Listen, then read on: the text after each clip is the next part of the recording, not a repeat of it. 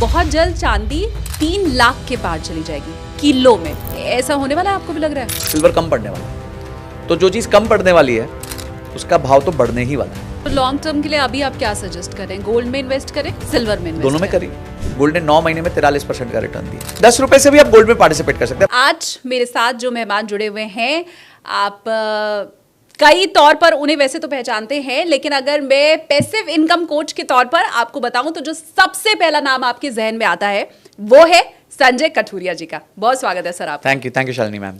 मैं हाल में पढ़ रही थी कि सोना तो खैर सबकी औकात से बाहर जा ही चुका है, अब चांदी भी जाने वाली है, क्योंकि बहुत से लोगों ने यह अंदेशा जताया है कि बहुत जल्द चांदी 3 लाख के पार चली जाएगी किलो में। ऐसा होने वाला है, आपको भी लग रहा है? देखिए, प्राइस क्यों बढ़ता है किसी भी चीज का? प्राइस इसलिए बढ़ता है कि उसकी सप्लाई कम होती है और डिमांड ज्यादा होती है। तो जो सिल्वर है उसका ना इंडस्ट्रियल यूज केस है, यानी जो बैटरीज आती हैं, ईवी बैटरीज आती हैं, उसमें सिल्वर यूज होता है। ठीक है, बहुत सारे बाकी सब मैन्युफैक्चरिंग में सिल्वर यूज होता है। तो एक रिपोर्ट ये कहती है कि जितना सिल्वर इस दुनिया में है उतना मैन्युफैक्चरिंग के लिए काफी नहीं है, मतलब सिल्वर कम पड़ने वाला है। तो जो चीज कम पड़ने वाली है उसका भाव तो बढ़ने ही वाला है। अभी कब बढ़ेगा, कितना बढ़ेगा, ये मेरी कोई गारंटी नहीं है। मतलब ऐसा मैं बोलूं कि नहीं जी अगले 1 साल में डबल हो जाएगा, ट्रिपल हो जाएगा, there is no guarantee of anything. But क्या ये लॉन्ग टर्म में बढ़ेगा? हाँ बिल्कुल बढ़ेगा। क्या ये लॉन्ग टर्म में आपको एक अच्छा रिटर्न दे सकता है? बिल्कुल दे सकता है। तो सिल्वर का भाव बढ़ेगा। ये अभी देखिए पिछले कुछ समय में ये 70,000 रुपए किलो से लेके अचानक से 1.25 लाख रुपए किलो के आसपास पहुंच गया। गोल्ड ने भी तेजी दिखाई, सिल्वर ने भी तेजी दिखाई। ये एक बड़ा यूनिक माहौल चल रहा है इस दुनिया में, जहां पहले क्या होता था, स्टॉक मार्केट गिरती थी, गोल्ड बढ़ जाता था। अभी स्टॉक मार्केट भी बढ़ रही है, गोल्ड भी बढ़ रहा है। हाँ। गोल्ड भी बढ़ रहा है, सिल्वर भी बढ़ रहा है। हाँ। नहीं तो सबके ना रेशियोज तय होते थे कि भाई गोल्ड इतना बढ़ेगा तो सिल्वर इतना होगा, तो ये रेशियो होना चाहिए। ये सब अब मैथमेटिक्स ही खत्म हो गई हैं, और ये खत्म हो रही है क्योंकि ग्लोबली जो है ना जियोपॉलिटिकल सिचुएशन बहुत टाइट हो गई है, बहुत ही नाजुक सिचुएशन में हम आ गए हैं। अब चाइना पिछले 7 महीने से गोल्ड भरे जा रहा है अपने पास। 21 टन गोल्ड जो है वो ले चुका है, 21 टन, बहुत बड़ा नंबर होता है। तो क्यों वो ले रहा है? क्योंकि उसको लग रहा है कि भाई कहीं ऐसा ना हो जाए कि ट्रम्प टैरिफ लगा दे और मेरे पास मेरी करेंसी खराब हो जाए, तो इससे अच्छा एक काम करता हूं, मैं गोल्ड प्रिजर्व करके रख लेता हूं। तो ऐसे बहुत रीजंस है जिस वजह से सारी चीजें इस बार बढ़ रही हैं। पर सिल्वर का यूज केस स्ट्रांग है और सिल्वर डेफिनेटली लॉन्ग टर्म में एक अच्छा रिटर्न दे सकता है। तो आप चाहिए तो सिल्वर की एक एसआईपी चालू कर दीजिए, 1,000 रुपए की, 500 रुपए की, 2,000 रुपए की। 2 तरीके हैं, या तो सिल्वर ईटीएफ के माध्यम से कर सकते हैं या सिल्वर म्यूचुअल फंड के माध्यम से कर सकते हैं। बहुत लंबे समय के लिए कर रहे हैं तो म्यूचुअल फंड भी ले सकते हैं, कोई प्रॉब्लम नहीं है। पर अगर छोटे समय के लिए कर रहे हैं तो ईटीएफ भी ठीक रहता है। क्योंकि हम 10,000 से लेके 90,000 तक वालों को टारगेट कर रहे हैं, तो क्या इन लोगों को आप ये सजेस्ट करेंगे कि अभी वो गोल्ड में भी इन्वेस्ट कर सकते हैं और फिर उसके बाद सिल्वर में भी करें? देखिए, अपना जो भी निवेश है, फॉर एग्जाम्पल किसी ने ये तय किया मैं 3,000 रुपए महीना निवेश कर रहा हूँ, तो आप 300-400 रुपए आराम से गोल्ड और सिल्वर में निवेश कर सकते हैं। अब आप बोलेंगे 300-400 रुपए में तो कुछ भी नहीं आएगा, ऐसा नहीं है। ईटीएफ्स जो होते हैं वो यूनिट प्राइस पे होते हैं। तो आज टाटा गोल्ड ईटीएफ है फॉर एग्जाम्पल, वो 10 रुपए का है, 10 रुपए के आसपास का है। तो यानी 10 रुपए से भी आप गोल्ड में पार्टिसिपेट कर सकते हैं। अब 10 रुपए में आपको किलो नहीं मिलने वाला, ऑब्वियसली रेट के हिसाब से जो जितने ग्राम होगा उतना ही मिलेगा आपको। हाँ। पर एटलीस्ट आप 10 रुपए से पार्टिसिपेट तो कर सकते हो। नहीं तो आज अगर आप किसी ज्वेलर के पास जाओगे तो वो तो कहते हैं भाई मेरा 1 ग्राम का ही सिक्का आपका 11,500 रुपए का हो चुका है, 12,000 रुपए का हो चुका है। तो अगर 1 ग्राम सिक्का भी लेने जाओ तो 12,000 रुपए का पड़ेगा। तो बेस्ट वे क्या है? तो आप ईटीएफ के माध्यम से कर लो, वहां 10 रुपए में काम चल जाएगा। हाँ, आपको 1 ग्राम नहीं मिलेगा, हो सकता है उसका 10वां हिस्सा या 100वां हिस्सा मिले, बट एटलीस्ट कुछ तो गोल्ड आ रहा है आपके पास। तो जैसे वो बढ़ेगा वो ईटीएफ भी बढ़ जाएगा। तो लॉन्ग टर्म के लिए अभी आप क्या सजेस्ट करें? गोल्ड में इन्वेस्ट करें, सिल्वर में इन्वेस्ट दोनों में करिए, दोनों में कर सकते हैं। देखिए, गोल्ड में भी ये अंदेशा दिखाया जा रहा है कि 3 लाख रुपए जो है वो 10 ग्राम का रेट पहुंच सकता है। अब क्यों पहुंच सकता है? बहुत सिंपल है। पहली बात तो ये है कि गोल्ड जो है अभी चाइना जैसी कंट्रीज गोल्ड खरीदे जा रही है, बिल्कुल रिजर्व्स बिल्ड करते जा रही हैं। इंडिया अपना रिजर्व बिल्ड कर रहा है गोल्ड का। तो जब इतने बड़े बड़े देश खरीदते हैं तो डेफिनेटली गोल्ड का भाव बढ़ता है, और इसलिए गोल्ड का भाव बढ़ा है। सिर्फ जनवरी 2025 से लेकर आज जब हम सितंबर में से रिकॉर्ड कर रहे हैं, 43% गोल्ड का रेट बढ़ा है 9 महीने में, लेस देन 9 मंथ्स में। हम यहाँ सोचते हैं हमारे को 10% साल का मिल जाए, 15% साल का मिल जाए। गोल्ड ने 9 महीने में 43% का रिटर्न दिया है। हाँ। तो गोल्ड क्यों बढ़ा? क्योंकि सेंट्रल बैंक्स ने बाइंग करनी चालू कर दी है। हाँ, इसकी वजह से एक नुकसान हो रहा है कि जेम्स एंड ज्वेलरी इंडस्ट्री, जो ज्वेलरी इंडस्ट्री है, उसमें देखा गया है कि 50 से 60% डिमांड कम होगी, इसलिए 9 कैरेट गोल्ड भी अब लॉन्च कर दिया गया है ताकि भाई आम व्यक्ति खरीद सके। वैसे मैं आपको एक मजेदार बात बताता हूँ, भारत में एक औसतन गोल्ड की ज्वेलरी का एवरेज सेलिंग प्राइस 30,000 के आसपास है। हम ये बड़े बड़े शोरूम में जाते हैं, वहाँ तो लाखों रुपए के आइटम्स पड़े होते हैं। हाँ। पर एक आम व्यक्ति जो सामान खरीदता है ना, वो औसतन 30,000 रुपए का। तो अब 30,000 रुपए में तो कुछ भी नहीं आ रहा, मतलब अब तो 3 ग्राम सोना आएगा, शायद 3 ग्राम भी नहीं आ रहा। हाँ। प्लस मेकिंग चार्जेस, प्लस ये सब भी है, कुछ बन ही नहीं पाएगा, कुछ बन ही नहीं पाएगा। हाँ। तो इसीलिए अब जो है 9 कैरेट लाया जा रहा है कि यार एटलीस्ट बंदे 10-12 ग्राम की चेन तो खरीद, 10-15 ग्राम की चेन तो खरीद सके। तो गोल्ड अभी भी बढ़ सकता है, बिल्कुल बढ़ सकता है। गोल्ड में एक और चीज़ होती है, क्योंकि वो डॉलर डिनोमिनेटेड है और डॉलर इंडिया के हिसाब से हर साल 3 से 4% बढ़ता रहता है, अगर आप हिस्टोरिकली देखें तो वो भी एक कॉन्ट्रीब्यूटिंग फैक्टर होता है गोल्ड की ग्रोथ में, ठीक है।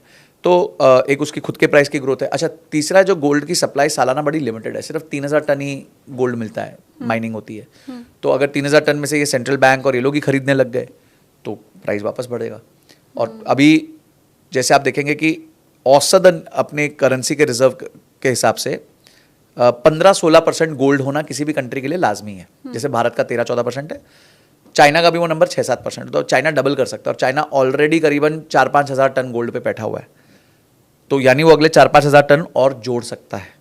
तो वो खरीदेगा तो वापस भाव बढ़ेगा। तो सारे अंदेशा यही दिखा रहे हैं कि गोल्ड बढ़ेगा। अच्छा, गिरा भी है गोल्ड। जब भी एक ऑल टाइम हाई बनाया तो उसने 15-20% रिट्रैक्ट भी किया है। ऐसे कई मौके आए हैं, 1970s में आए हैं, 2008 के आसपास आया है, फिर 2020 के आसपास आया है, जब रिट्रैक्शन भी हुआ है, मतलब नीचे भी गिरा है। पर इससे आपको वरी करने की जरूरत नहीं। गोल्ड एक ऐसा एसेट क्लास नहीं आप आज लेके कल बेचो। हाँ। गोल्ड सदियों के लिए होता है। तो आज आप लेते हो तो होल्ड करो उसको 10 साल 15 साल, आपको एक ठीक ठाक रिटर्न देके चला जाएगा। और ये तो आपने बता ही दिया कि अंदेशा तो यही बता रहा है कि अभी आगे भी गोल्ड का गोल्ड प्राइस बढ़ने वाला है। बढ़ सकता है। अब मुझे ये बताइए, क्योंकि हम 10,000 से और 1 लाख तक के लोगों को टारगेट कर रहे हैं, तो ये जो सैलरीड क्लास है या उनकी इनकम इतनी है, तो मैं ये मान के चल रही हूँ कि वो 5,000-10,000 रुपए इन्वेस्ट कर सकते हैं। तो इतने कम अमाउंट से 5,000 अगर कोई हर महीने इन्वेस्ट कर रहा है तो वो कहाँ तक पहुँच सकता है? देखिए, इट इज कंपाउंडिंग के फॉर्मूला में ना 3 वेरिएबल्स हैं, 3 चीजें हैं जिससे कंपाउंडिंग होती है। एक आप कितना पैसा डालते हैं, एक आप उससे कितना रिटर्न बना सकते हैं, और तीसरा वो कितनी देर के लिए कंपाउंड होता है। बस यही 3 इक्वेशन है। तो अगर आपको फाइनल आउटकम ज्यादा चाहिए तो ये तीनों चीजें ज्यादा होनी चाहिए, ठीक है। ओके। आपका इन्वेस्टेड अमाउंट भी ज्यादा होना चाहिए, आपका रिटर्न भी ज्यादा होना चाहिए, पर आपका ड्यूरेशन भी ज्यादा होना चाहिए। अब इसमें रिटर्न ना हमारे हाथ में नहीं है। अब लोग कहते हैं, निफ्टी ने फॉर एग्जांपल 12% सालाना रिटर्न दिया है, बहुत पॉपुलर स्टेटमेंट है। आप पिछले 50 साल की हिस्ट्री निकाल लो, जितने साल से निफ्टी है, आई थिंक 1993 से होगा एनएससी, आप देखो कोई भी साल में उसने 12% रिटर्न नहीं दिया। किसी में 18 दिया है, किसी में 10 दिया है, किसी में माइनस दिया है, औसतन 12% का रिटर्न दिया, ऑन एन एवरेज 12% का रिटर्न दिया।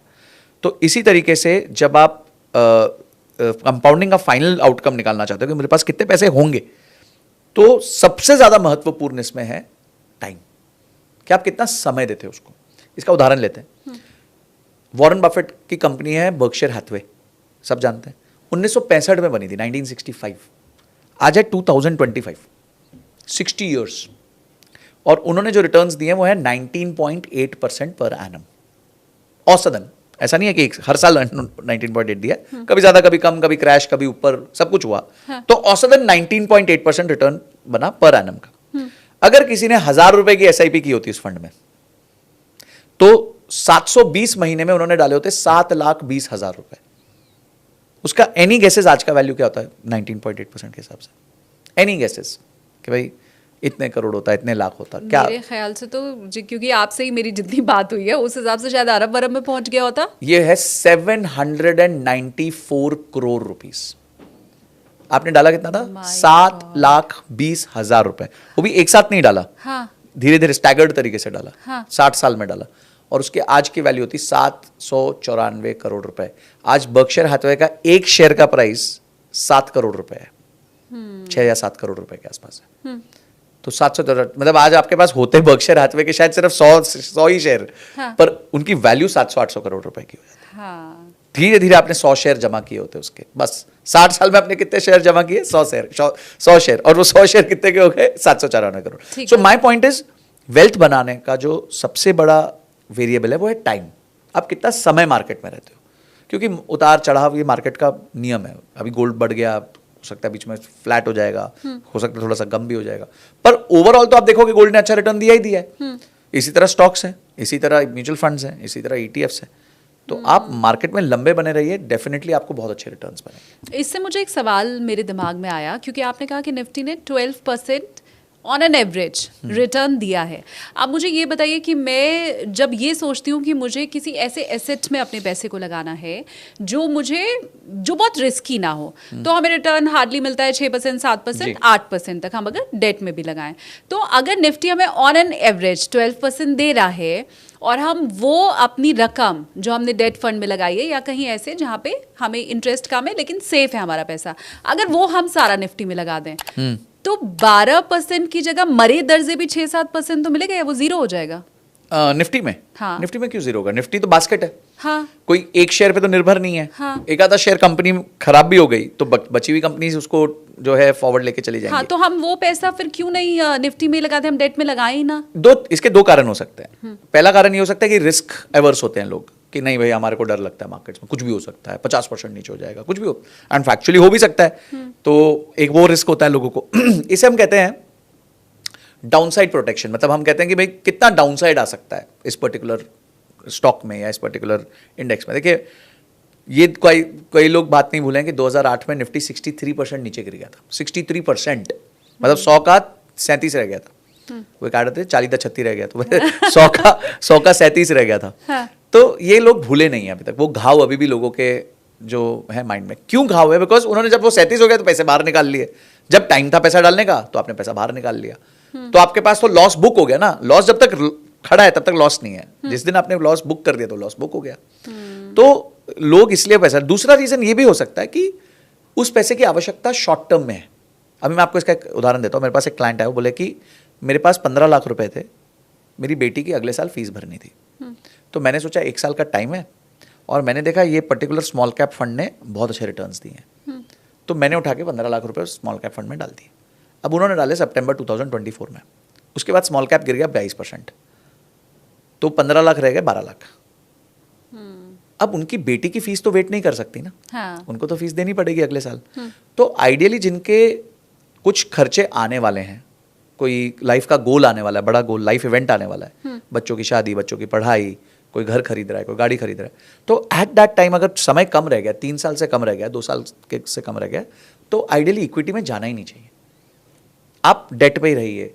आजकल एक और बहुत अच्छा विकल्प है कॉर्पोरेट बॉन्ड्स, तो आप कॉर्पोरेट बॉन्ड्स में जा सकते हैं। कॉर्पोरेट बॉन्ड्स आपको थोड़ा बेटर रिटर्न्स दे देते हैं नॉर्मल एफडी से, 9 से 12% तक का रिटर्न दे देते हैं, जिसमें रिस्क कंपैरेटिवली कम होता है। काफ़ी सेबी रजिस्टर्ड प्लेटफॉर्म्स है जिसके थ्रू आप यहाँ पे जाके कर सकते हो, विंडप्रिल्ट है, बहुत सारे और है, इनसे आप कर सकते हो। और वहाँ पे आपको छोटे पैसे से भी आप अपना शुरुआत कर सकते हो और आपको मंथली ब्याज मिलता है, क्वार्टरली ब्याज मिलता है, सब हो सकता है। तो ये एक विकल्प आ गया जिसमें एफडी जो आज 7-8% दे देती है उससे ज़्यादा बन जाता है और रिस्क थोड़ा सा कंपेरेटिवली कम होता है। तो आपको ये देखना है कि आपका यूज केस क्या है। अगर आपका यूज केस है कि मेरे को 1-2 साल में पैसे चाहिए तो डेट में रहिए, पर आपको पता है मैं 10 साल मेरे को पैसा चाहिए नहीं, 7-8 साल नहीं चाहिए, 15 साल नहीं चाहिए, तो डाल दीजिए निफ्टी में, कोई प्रॉब्लम नहीं। इसी तरह मैं एक और मुझे लगता है जरिया ढूंढने की कोशिश कर रही हूँ, क्योंकि हम अलग अलग जो एलोकेट करते हैं अपने मनी को इन्वेस्ट करते समय, तो ये हमें सलाह दी जाती है क्योंकि जहाँ बहुत रिस्क है वहाँ बहुत रिटर्न भी है। हाँ। 17 to 19% भी कुछ केसेस में। अगर मैं बहुत लॉन्ग रन के लिए इन्वेस्ट कर रही हूँ, 17 to 19% का मैं इंटरेस्ट होप कर रही हूँ, मैं यहाँ पे भी ये समझना चाह रही हूँ कि अगर मैं लॉन्ग रन में जा रही हूँ तो मैं अपना सारा पैसा उसमें ही क्यों ना लगा दूँ। मैं क्यों आधा बैंक में डालूँ, आधा एफडी में डालूँ, वो ठीक है, इमरजेंसी फंड, ये सारी चीज़ें अगर मैंने निकाल दी हैं तो अपना सारा का सारा फिर पैसा मैं उसमें क्यों नहीं लगा दूँ जहाँ मुझे रिटर्न ज़्यादा मिलना है लॉन्ग रन के लिए। क्योंकि बुरी से बुरी स्थिति में, जो मैंने कहा मरे दर्जे भी इतना तो मिलेगा ही, तो 17 से 19% मैं एक्सपेक्ट कर रही हूँ, लेकिन बुरी से बुरी स्थिति में भी मुझे 12% तो मिलेगा ही। फिर वो पैसा जो मैं 12% सोच के ही जा रही थी, यहाँ तो मैं वर्स्ट कंडीशन में 12% सोच रही हूँ। तो क्या ये एक अच्छी स्ट्रैटेजी हो सकती है? Only if your horizon is greater than 15 years. अच्छा। हाँ, अगर आपका होराइजन 15 साल से ज्यादा का है तो आप करिए, कोई चक्कर नहीं। अगर आपका होराइजन 10 साल, 8 साल, 7 साल, 6 साल है तो मत करिए, मतलब फिर आई विल से मत करिए। अच्छा। देखिए, रिटर्न्स को बढ़ाने का there are ways to increase returns. कैसे इंक्रीज होते हैं रिटर्न्स? सबसे पहला होता है आपने थोड़ा पैसा रिस्की एसेट में डाल दिया। ठीक है, आपने सोचा भी मैं काम करता हूँ, मेरे को 100 रुपये निवेश करने 90 रुपये में क्लासिक एसेट्स में रखता हूँ, म्यूचुअल फंड्स, गोल्ड, सिल्वर, 10 रुपये में क्रिप्टो में डाल देता हूँ। तो आपको पता है कि लॉन्ग रन में क्रिप्टो ने बहुत अच्छा रिटर्न दिया, तो उससे क्या होता है आपका रिटर्न्स बढ़ जाता है। दूसरा तरीका होता है रिटर्न्स इंक्रीज करने का, उसे हम कहते हैं सेक्टोरल रोटेशन। सेक्टर क्या है ना, घोड़ों की तरह है। अभी कोई घोड़ा हर बार अच्छा परफॉर्म नहीं करता, उसने 2 बार अच्छा परफॉर्म किया फिर तीसरी बार अच्छा नहीं करता। हाँ. तो जो स्मार्ट प्लेयर्स होते हैं, स्मार्ट इन्वेस्टर्स होते हैं, वो समझ जाते हैं कौन सा सेक्टर कब थक रहा है, कब वो वापस उसमें ऊर्जा आ रही है, कब उसको पकड़ना चाहिए।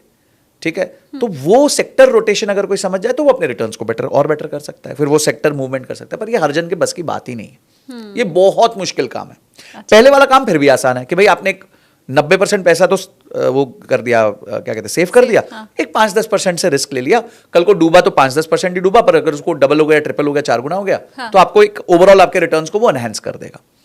और all of this is assuming कि आपका जो इन्वेस्टमेंट होराइजन है वो एटलीस्ट 15 साल का हो। देखिए, लेगेसी वेल्थ है ना, छोटे स्पैन्स में बन ही नहीं सकती। मैं इसका एक उदाहरण देता हूं आपको। अगर एक व्यक्ति एसआईपी करता है 21 साल के लिए, मैं स्पेसिफिकली 21 इसलिए रहा हूं क्योंकि मैं इसको 3 हिस्सों में बांटने वाला हूं। 21 साल अगर उसने एसआईपी करी और समझे पूरा उसका प्रॉफिट 1 करोड़ है, और हम इसको 3 पीरियड्स में बांटते हैं, 7 साल, 7 साल, 7 साल। तो 1 करोड़ के प्रॉफिट में से पहले 7 साल यानी पहले 1/3 टाइम में सिर्फ 9 लाख का प्रॉफिट आएगा। 1 करोड़ में से 9 लाख रुपए का प्रॉफिट आएगा। अगला जो 7 साल है उसमें 20 लाख रुपए का प्रॉफिट आएगा, यानी अब टोटल आपके पास 29 लाख का प्रॉफिट आ गया। समय कितना गुजर गया? 2/3 समय गुजर गया। हाँ. तो 67% टाइम चला गया, पर आपको अभी पैसा मिला है सिर्फ 29%। और जो आखिरी 71% है ना, वो आखिरी 1/3 टाइम में आएगा। तो जो कंपाउंडिंग है ना, वो अंत में अपना रिजल्ट दिखाती है। वॉरेन बफेट स्टार्ट किया 11 की उम्र में, 56 या 57 तक आके 1 बिलियन आए। कितने साल? 45 साल निकल गए।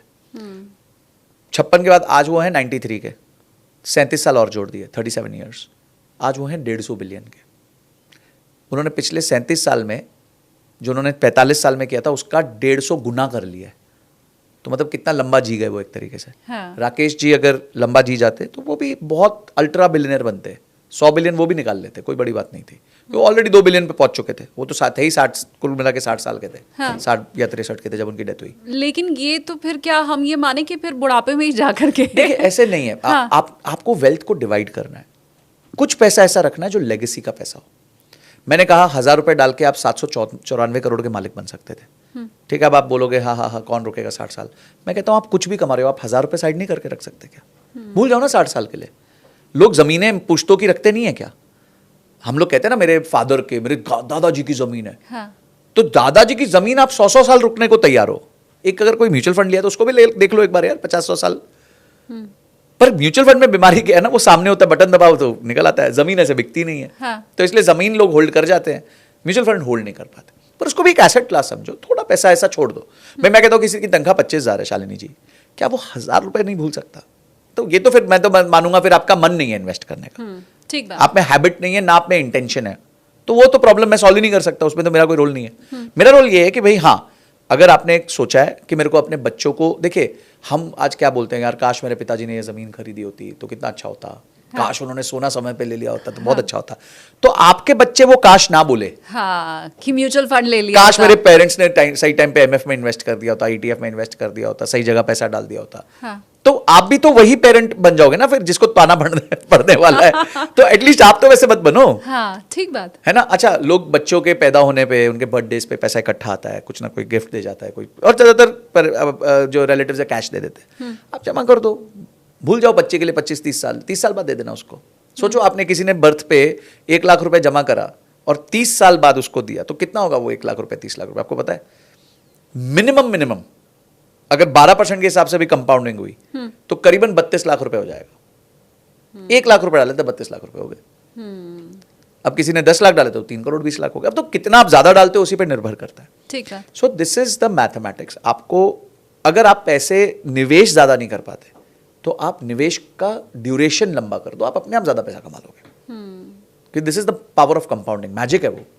मैं कल कहीं पढ़ रही थी कि इंडिया में अभी भी 96% लोग म्यूचुअल फंड में इन्वेस्ट नहीं कर रहे हैं, 4% लोग कर रहे हैं। 96% अगेन या तो प्रॉपर्टी या गोल्ड या बैंक एफडी, आरडी, ये सारे तरीके अपना रहे हैं। तो ये जो 96% लोग हैं, आपका मानना है उन्हें भी 4% में आना चाहिए? सभी को आना चाहिए क्या? देखिए, एसेट एलोकेशन हर गोल के लिए अलग होता है। क्या एफडी बेकार है? नहीं, बिल्कुल नहीं है। लोग एफडी को गाली देते हैं, एफडी का भी यूज केस है। क्या यूज केस है? आपके पास इमरजेंसी फंड है। अब इमरजेंसी फंड तो सबको रखना पड़ता है। कुछ पैसा आपने घर पे कैश रख लिया जी, आपको लगता है मेरे पास 3 लाख का वो होना चाहिए, इमरजेंसी फंड होना चाहिए, आपने 1 लाख रुपए उठा के घर में कैश रख लिया, तो ये तो बिल्कुल एक्सट्रीम इमरजेंसीज के लिए। और 2 लाख की आपने एफडी कर दी, तो एफडी क्या बुरी है इसमें? वो भी रात को जब आप बटन दबाओगे तो आ जाएगा आपके पास, आप स्वाइप कर सकते हो कार्ड उससे, ठीक है, पे कर सकते हो, एनईएफटी कर सकते हो। हाँ। अब किसी की एज बहुत ज़्यादा हो गई है, उसको रिस्क बिल्कुल नहीं लेना। उसने लाइफ भर मेहनत करी, उसने 2-3 करोड़ रुपए जमा कर लिए, ना उसको अपार्टमेंट में डालना है, ना उसको पैसिव इनकम चाहिए, और उसको नहीं रिस्क लेना है। तो ऐसे लोगों को क्या बोलोगे आप? एफडी कर लो। मेरे पास क्लाइंट आते बोलते हैं सर हमारे को एफडी के साथ साथ सिर्फ स्टेट बैंक ऑफ इंडिया में एफडी करनी है। अच्छा, अब आप सोचो, भरोसा। हाँ, कि भाई मेरे नहीं डूबेंगे पैसे, क्योंकि वहां भी 5 लाख की लिमिट, अगर कोई बैंक डूब गया तो सिर्फ सरकार सिर्फ 5 लाख देने वाली है। हाँ। आप सोचो, इतने फिनिकी होते हैं कि बोलते हैं एफडी नहीं, एसबीआई की एफडी करनी है, कि नहीं प्राइवेट बैंक में नहीं डालना और किसी में नहीं डालना, ही डूब जाएंगे। चल रहे अच्छे खासे हमारे प्राइवेट बैंक्स कितने अच्छे हैं, एचडीएफसी, आईसीआईसीआई, एक्सिस, ये सब कितने बढ़िया बैंक्स हैं। सही बात है, सर्विस भी अच्छी देते हैं। अच्छी सर्विस, बट ना जी, स्टेट बैंक ऑफ इंडिया में डालना, चाहे 1% हमारे को कम मिले। अब आप ऐसे जो इन्वेस्टर्स हैं, क्या वो गलत है? नहीं है, उनके कोई एक्सपीरियंसेस होंगे, उनके कोई किसी थॉट ने उनको शेप किया होगा। हाँ। और आज उनके पास इनफ पैसा है कि बोले यार एफडी के इंटरेस्ट से भी हम घर चला लेंगे, तो उनको हम क्यों तंग करें और बोले कि तुम इक्विटी में मूव कर जाओ। उनको पता चला अचानक से 10% क्रैश कर गया, उनको प्रॉब्लम हो गई, हेल्थ प्रॉब्लम हो गई। ठीक बात। तो देखिए, जैसे खाना स्वाद अनुसार होता है। आपकी खिचड़ी में तड़का भी हो सकता है, खिचड़ी एकदम आपके वो हॉस्पिटल टाइप भी हो सकती है जिसमें कुछ नहीं होगा। हाँ। तो वो तो खाने वाले पे निर्भर करता है ना, उसका टेस्ट क्या है, कितना वो जो है तड़का बर्दाश्त कर सकता है। तो इसी तरह इन्वेस्टमेंट है, कितना आप रिस्क बर्दाश्त कर सकते हो, उसी बेसिस पे आपका इन्वेस्टमेंट। लेकिन फिर भी मुझे, अगर मैं एक मोटा मोटी आपको बोलूं कि आप मुझे एक स्लिप पे आप लिख करके दे दो कि 25 साल से लेके 45 साल वाला अगर इन्वेस्ट करना चाहे तो वो अलग अलग कौन सा फील्ड हो, मतलब उसका बजट एलोकेशन कैसा होना चाहिए अलग अलग इंस्ट्रूमेंट में, क्या होगा? पहली चीज मैं ये मानता हूं कि उसको 10 साल से ज्यादा के लिए इन्वेस्ट करना है। मेरा ये अजम्पशन है, कुछ तो मेरे को अजम्पशन लेना पड़ेगा, नहीं तो मैं प्लान नहीं बता पाऊंगा। ठीक है। तो 10 साल के लिए तो यानी कि वो रीजनेबल रिस्क ले सकता है। मैं ये कहूंगा कि उसका 60 to 70% पैसा जो है वो इक्विटीज में होना चाहिए। अब इक्विटीज में डायरेक्टली ना हो, म्यूचुअल फंड्स के माध्यम से हो। अब म्यूचुअल फंड कौन सा हो? अगर आपको कुछ भी किसी को नहीं समझ आता कि मैं म्यूचुअल फंड में कैसे निवेश करूं, flexi cap, multi cap best mutual funds है पैसा डालने के लिए, क्योंकि वो आपके बिहाफ पे large cap, mid cap, small cap में अपने आप ही पैसा डाल देंगे। ठीक है, तो या तो आप फ्लेक्सी कैप ले लो या मल्टी कैप ले लो, या दोनों ले सकते या दोनों ले लो, मिक्स ले लो, उसमें भी दो ले लो, किसी फ्लेक्सी कैप में 2 ले लो, मल्टी कैप में 2 ले लो। तो यहां आप सेफ हो गए, आपने लार्ज कैप में भी पैसा डाल दिया, मिड कैप में भी डाल दिया, स्मॉल कैप में भी डाल दिया एक तरीके से। ठीक है, तो ये सिंपलेस्ट वे टू इन्वेस्ट है। अगर आप कहते हो मेरे को समझ नहीं आ रहा कि मैं कैसे म्यूचुअल फंड उठाऊं, कि इसमें भी क्या करूं, तो आपको मैं और इजी कर देता हूं। भारत का एक इंडेक्स है निफ्टी 500, जिसमें 100 large cap companies, 150 mid cap companies और 250 स्मॉल कैप कंपनीज हैं। उसको कहते हैं निफ्टी 500। ये वो कंपनीज हैं जो भारत देश की टॉप 500 कंपनीज हैं। अब इसमें तो गलती होना कंपैरेटिवली कम चांस है, मैं नहीं कहूंगा 0 चांस है, पर कंपैरेटिवली कम चांस है। तो आप निफ्टी 500 के कोई भी इंडेक्स फंड में एसआईपी कर दो। पिछले कई सालों में निफ्टी 500 ने भी 13 से 14% का रिटर्न दिया है, तो आपने ये कर दिया। अब ये होगा आपका 60% पैसे के साथ। अब जो आपके पास 20-30% पैसा और है, उसमें आप जो है 2-3 चीजें कर सकते हो। आप उसमें पहले तो इंटरनेशनल इक्विटी कर सकते हो। फॉर एग्जाम्पल, आपने नैस्डैक 100 में पैसा डाल दिया, आपने चाइना के टेक्नोलॉजी फंड में पैसा डाल दिया, आपने जापान में पैसा डाल दिया। कैसे डाल दिया? हमारे यहाँ ETFs हैं जिनसे आप इन सारे जगहों पे निवेश कर सकते हो, एक जिसे हम कहते हैं एक्सचेंज ट्रेडेड फंड्स। अच्छा। तो जैसे नैस्डैक 100 का एक ETF है इंडिया में जिसका नाम है मोतीलाल ओसवाल नैस्डैक 100। ये क्या करता है? जो भी आप पैसा दोगे वो नैस्डैक 100 में डाल देगा।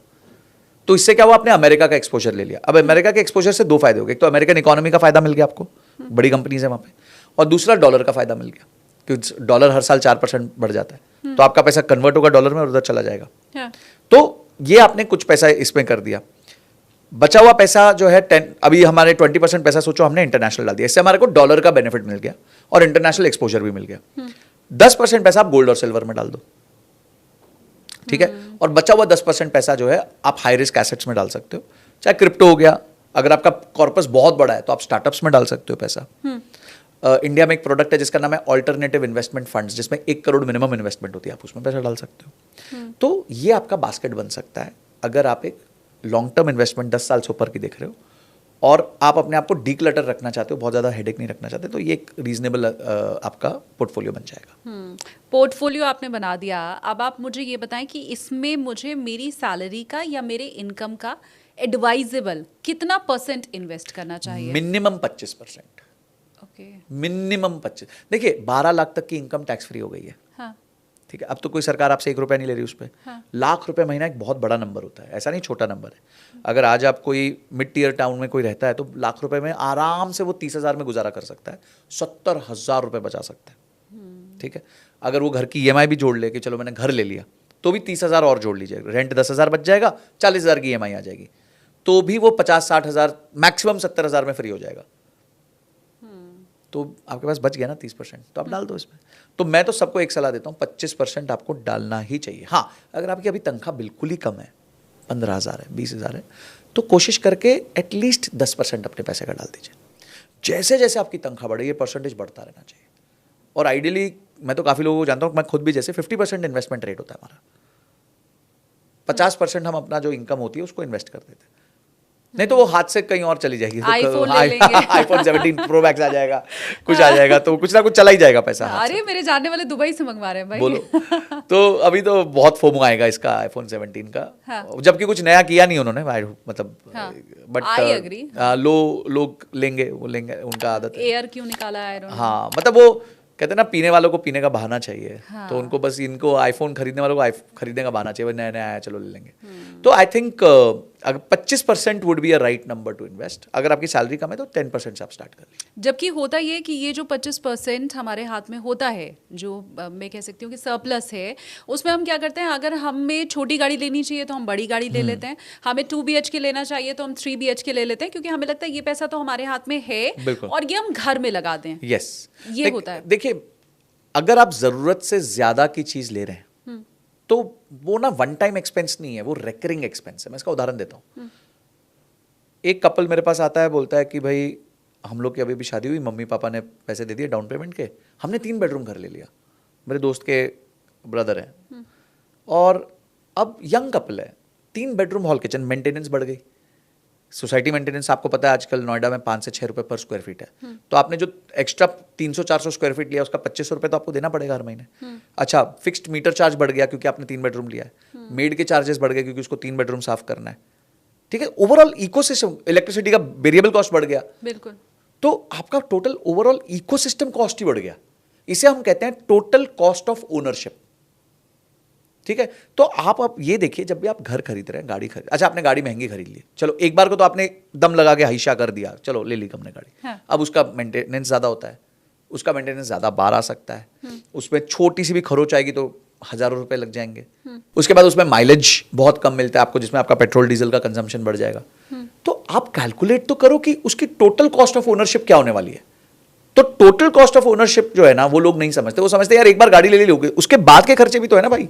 अगर आपके ड्राइवर रख लिया तो हो गया 20,000 रुपए और चला गया आपका महीने का। हाँ। तो ये सारी चीजें जोड़ने के बाद आप देखिए कि आपकी तनख्वाह का कितना पोर्शन बन रहा है। ऐसे नहीं कि घर की EMI 35,000 रुपए है, मेरी तनख्वाह 1 लाख है, वेरी गुड, उसके ऊपर के जो 15,000 रुपए लगने वाले हैं हर महीने फिक्स्ड, वो भी आपको देने हैं और वो आप ही की जेब से जाने हैं। लेकिन घर की अगर हम बात करते हैं, उस कपल ने अगर 3 BHK लिया तो आने वाले 10 साल 15 साल के बाद उस घर की वैल्यू भी तो बढ़ जाएगी। पर वो कैश फ्लो नहीं है ना उनके लिए, और स्ट्रेन आज है। आज आपको मैं मजेदार डेटा देता हूं। सौरभ मुखर्जी हैं, बहुत फेमस पोर्टफोलियो मैनेजर है, उनकी कंपनी चलती है Marcellus, one of the biggest PMS of our country. उन्होंने भी रिसेंटली मनी कंट्रोल पे एक आर्टिकल दिया है जिसमें उन्होंने कहा है कि first cheque bounce rate is at its highest in Bangalore and Hyderabad.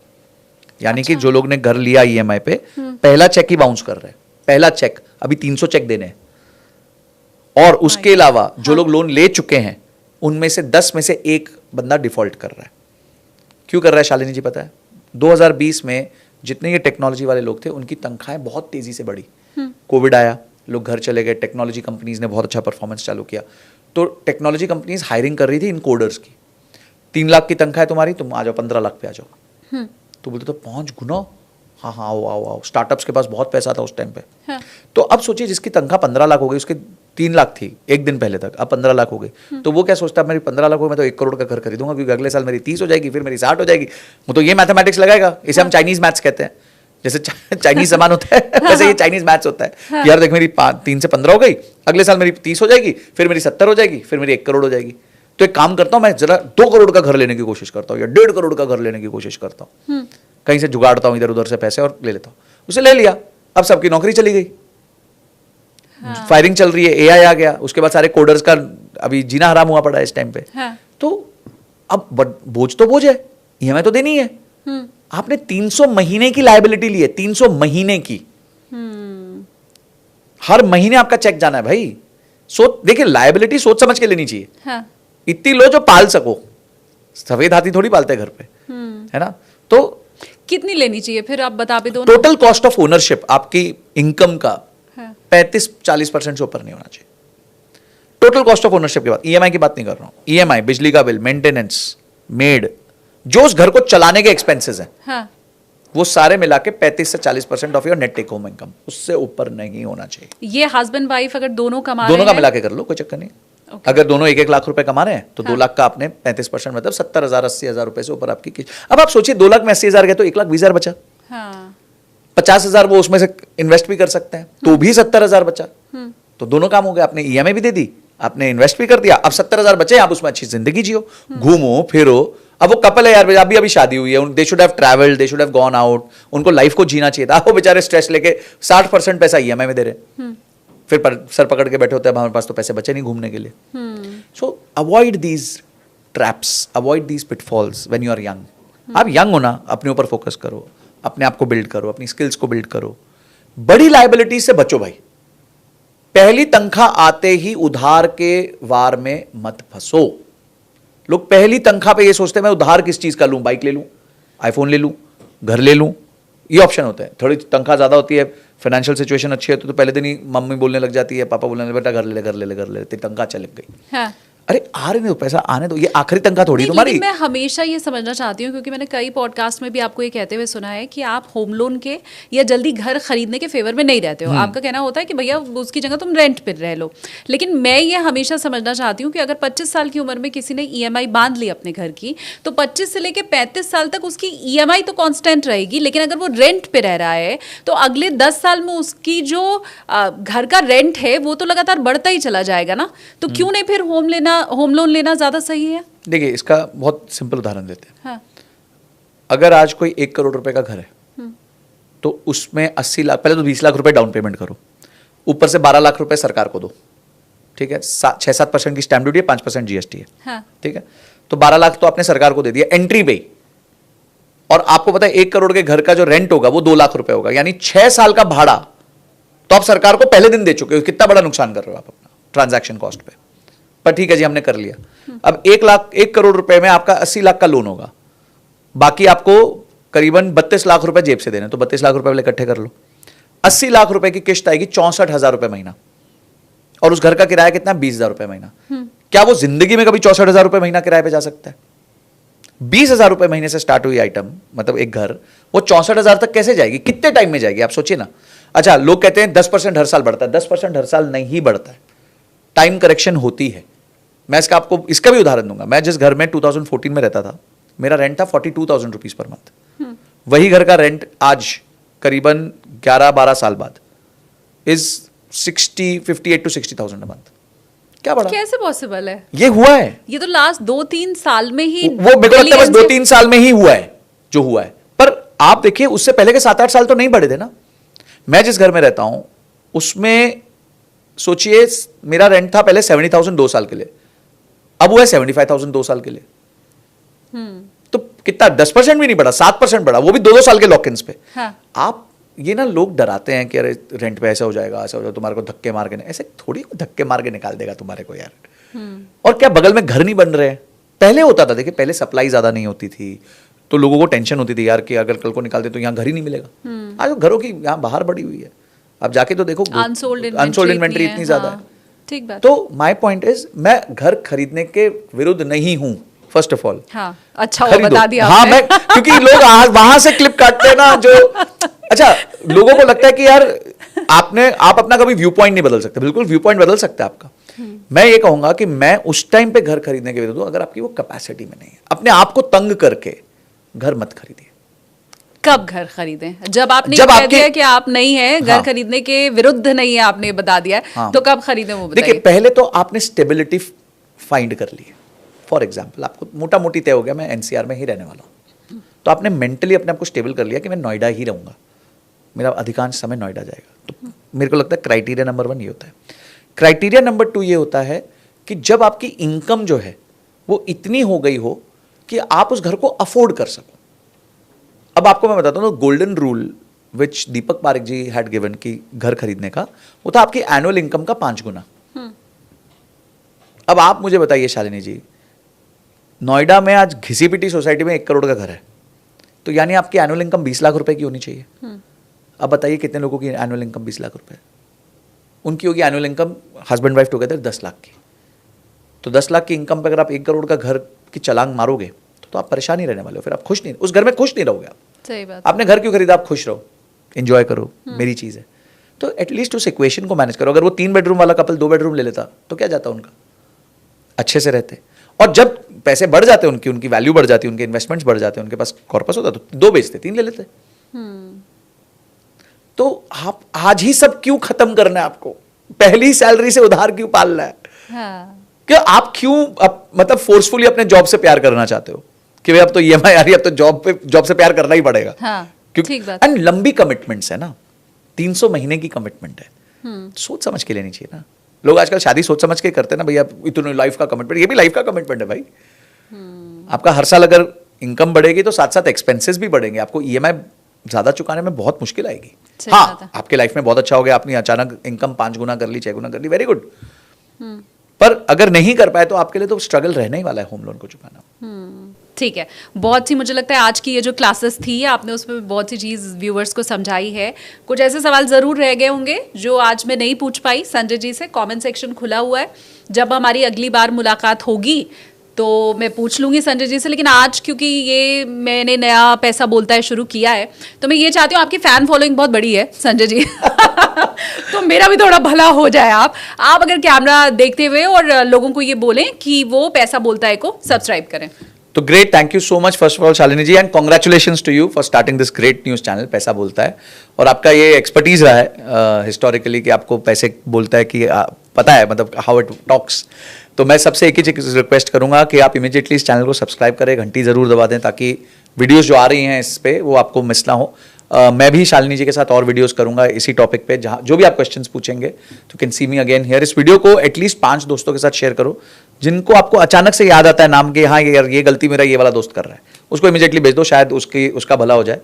3-4 top learnings आपकी क्या रही हैं वो भी कमेंट सेक्शन में जरूर लिखना, ये जरूर बताना। और आगे और किस गेस्ट को आप इनके साथ देखना चाहते हो ये भी बता देना। मैं इनका काम मैं ही कर रहा हूँ पूरा मैं वही देख रही थी तो मैं इनका पूरा काम करके जाता हूँ अच्छे से कि आप जो है अगला गेस्ट किसको देखना चाहते हैं इस चैनल पे वो भी बता दीजिएगा नीचे कमेंट सेक्शन में। और शालिनी मैम डेफिनेटली सारे कमेंट्स पढ़ेंगे and she will get back to you and try to get that guest for you. अब मुझे ये भी सीखना पड़ेगा आपसे इतना अच्छे से घंटी बजाओ सब्सक्राइब करो, ये तो मैं भी नहीं बोल पाती हूँ, तो मुझे ये भी सीखना पड़ेगा। मांगना पड़ता है, मांगेंगे तो मिल जाएगा नहीं, पर थैंक यू सो मच। और एक कंटेंट क्रिएटर अगर किसी दूसरे के चैनल को सब्सक्राइब करने के लिए बोल रहा है तो मुझे तो लगता है ये ऐसी सेवा है संजय जी जो कम ही लोग कर पाते हैं। नहीं, मुझे ऐसा लगता है कि we are all in this profession, there is no competition, there is always cooperation, यानी कि आपका जो है कोऑपरेशन जो ज्यादा होता है। And we should all thank the audience कि उन्होंने मतलब इतना टाइम देते हैं, इतना they listen to us and इतना एक्सपीरियंस वो लेके जाते हैं और होपफुली यूज भी करते होंगे कहीं। और आप तो सालों से लोगों को एडुकेट करने का काम कर ही रहे हैं। बहुत मेरी तरफ से आपको भी शुभकामनाएं। so much. ये ऐसे ही चलता रहे और इतने बिजी स्केड्यूल में मैं जब समय मांगती रहूं तो मुझे थोड़ा मिलता रहे, वो मुझे पता है मुझे मिल जाया करेगा। But thank you so much. Thank you Shalini ji, thank you so much. तो संजय कठुरिया जी तो आपको निवेश के बहुत सारे टिप्स दे ही रहे हैं, लेकिन पर्सनल फाइनेंस फील्ड बहुत बड़ा है, बहुत वास्ट है और बहुत सी ऐसी चीजें जो शायद आप जानना चाहते होंगे। तो पहले तो मुझे आप कमेंट करके ये बताइए कि वो और कौन कौन से टॉपिक हैं जिनके ऊपर आप जानना चाहते हैं, ताकि उससे जुड़े हुए जो गेस्ट हैं उन्हें हम बुलाएं। और ये काम करने के पहले आप इस चैनल को सब्सक्राइब जरूर कर दीजिए। टेक ऑफ विद एसकेटी को आपने जितना प्यार दिया, चिंतामणि विद एसकेटी को आपने जितना प्यार दिया, उतना ही प्यार मुझे पैसा बोलता है विद एसकेटी को भी चाहिए। तो फटाफट से पहले आप इस चैनल को सब्सक्राइब कीजिए।